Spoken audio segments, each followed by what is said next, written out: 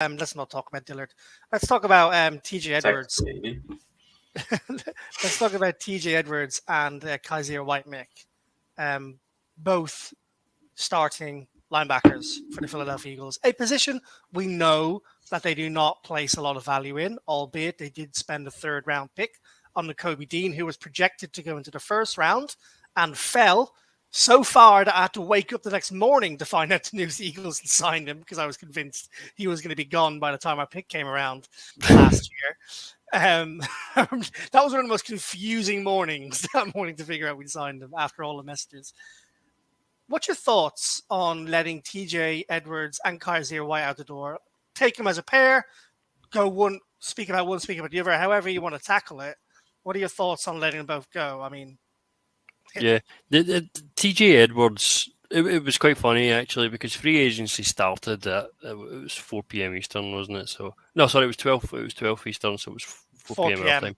With the daylight savings. TJ Edwards had signed by the Bears by about 4:15. It was so quick. It was It was lightning quick. And I'm sitting thinking, how did they thrash out a deal in 15 minutes? I don't think that's I mean, it's pretty well known. It's pretty well known that it's called legal tampering. Illegal tampering going on, I think. For sure. In the background. But apparently he's a Bears fan. He's always been a Bears fan. He's always wanted to play is that for right? them. I didn't know that. Yes. So he's done tailgates and all that sort of thing and with Bears and he's right into it. So wish him all the best. But I mean, he did come onto a game last season. It will be sad to see him go because he became that sort of 3-down linebacker that we've wanted for so long, playing that micro. He was like the signal caller of the defense, a position that we expect Dean to grow into after drafting him in the third round only last year. We didn't see an awful lot of Dean. But TJ Edwards, we've seen a hell of a lot of TJ Edwards over this last season.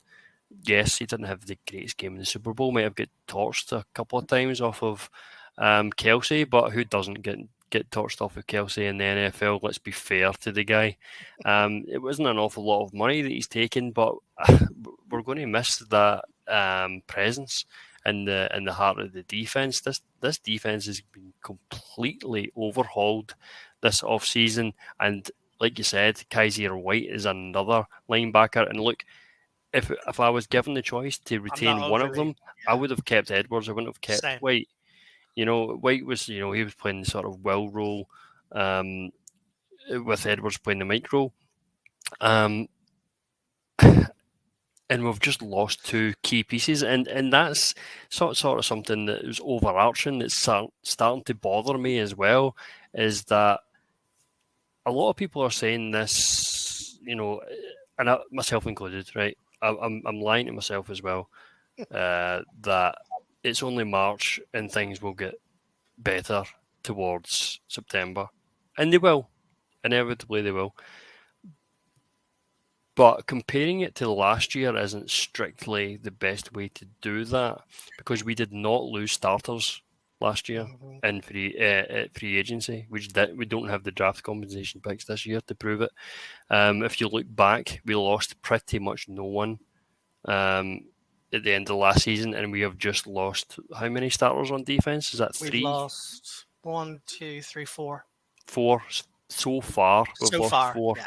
And we're going to lose more, 100%, because at least either Bradbury, Cox, both could go. It depends if you're going to put like Sue and Joseph in that category, because we picked them up halfway through the season. No, I mean, you can include them as rotational pieces, that's fine. I might not include them as starters. As well. Yeah. But we're losing starters. We're losing caliber players. Yeah. It is definitely a concern. And with Nakobe Dean, obviously there's a lot of upside there and there's a lot of hope. And we're looking forward to seeing how he's going to do, because he could potentially be an absolute stud star linebacker in the league. We haven't had one of those ever in my memory. Not while I've been an Eagles fan. Anyway, so, and that's really cool. But there's a reason he dropped down to 80 for the injury concerns, the physical concerns. It's not like Kyzir White was an absolute stud at linebacker all season.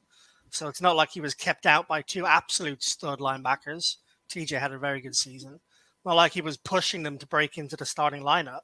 So there's a risk there that, you know, the Kobe Dean isn't what he was in college, and he should have had those surgeries that he decided not to have done, and all those stuff that we talked about when we were drafting him last year.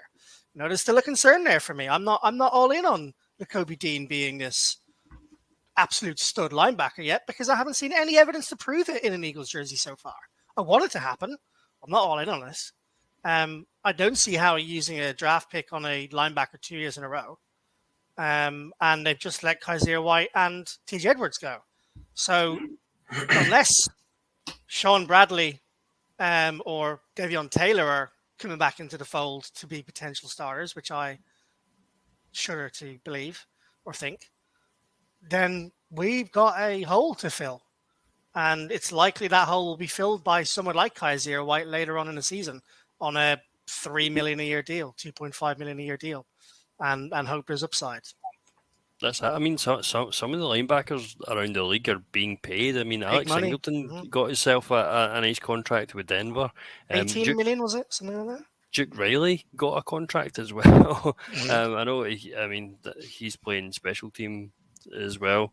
And again, like losing some of these guys, we're losing depth on special teams as well. So it's another one to think about. Even though you know how we feel about Michael Clay's unit, but we've also got to consider that possibility. I can't get any worse, to be honest.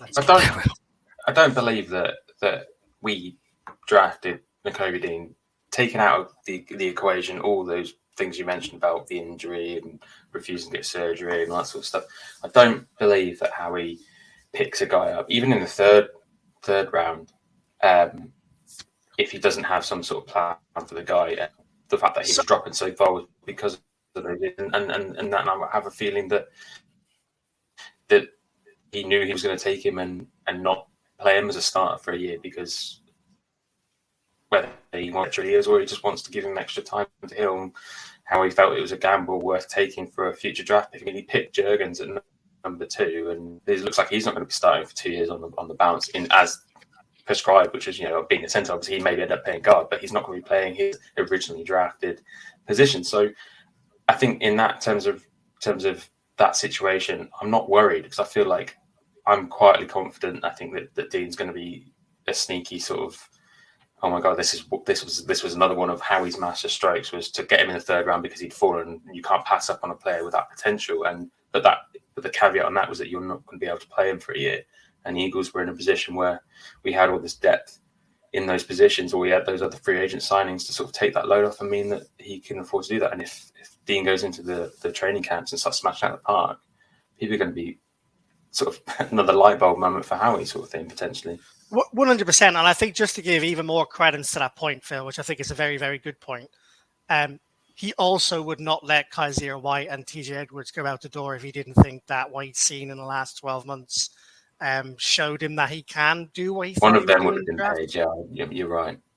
Right. So I think you're bang on the money with both of those points. And actually that's been quite cathartic for me, having started that segment talking about the linebackers and being worried about it, and then you've made me feel better, Phil. That's what I'm